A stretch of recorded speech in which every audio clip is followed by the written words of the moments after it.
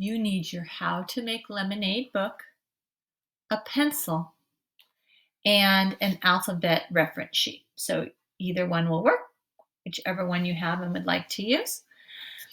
We are working on stretching out our words and spelling independently like kindergarten or first grade writers.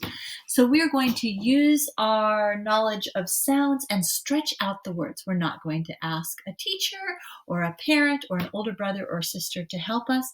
We're just going to use our reference sheets and our brain, and we're going to say the word slowly and stretch them out.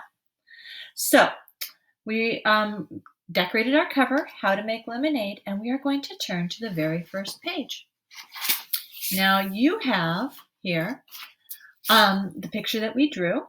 At least this is the picture I drew. I had a knife and a lemon, and then I squeezed the lemon into the cup. So let's start with the word lemon. I'm going to label the word lemon. So let's stretch it. Oh, what do we hear? Oh, eh.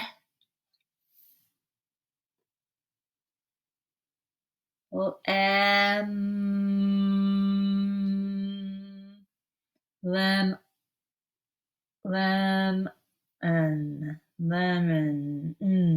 I just hear an n at the end. Now, that's not dictionary spelling, but that is a really good way to stretch out the words. I wrote all the sounds that I heard. Now let's stretch out the word knife together. What do you hear at the beginning of knife? I hear an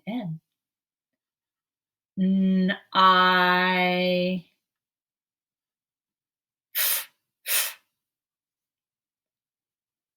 So this would be a great way for kindergartners to spell the word knife.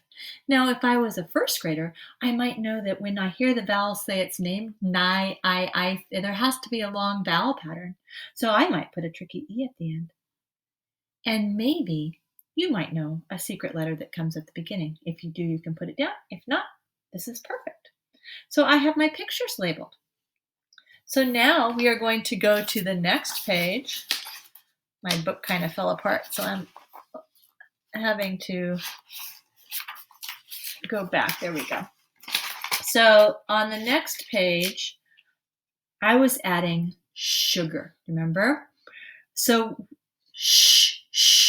sugar. Ooh, I hear a digraph. If I was in first grade, and kindergartners are starting to learn about these too, I hear sh at the beginning of sugar. Now, sometimes words are spelled differently in the dictionary than they sound. And if you know how to spell the word sugar, you can just write it. But if you're stretching it out with me, I'm going to write sh, Now, if I was in kindergarten, and maybe even in first grade, I don't really know what says So I'm going to just skip that sound. Shug. Ooh, I hear a sound I know. Shug. If you hear a sound you don't know, you can skip it. First graders are going to be able to stretch out the words more than kindergartners, and that is fine. Just takes practice. Now I want you to try to do the next page by yourself. So remember, in this book, in my book, I was adding water. So we're going to label the word water. What would water start with? What other sounds do you hear in w, a, t, water? Can you label water all by yourself?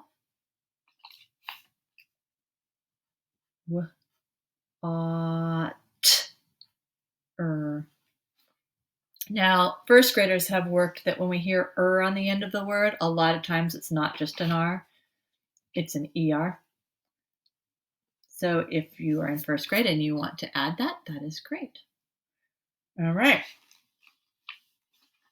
And last, do you remember what we were doing in this picture?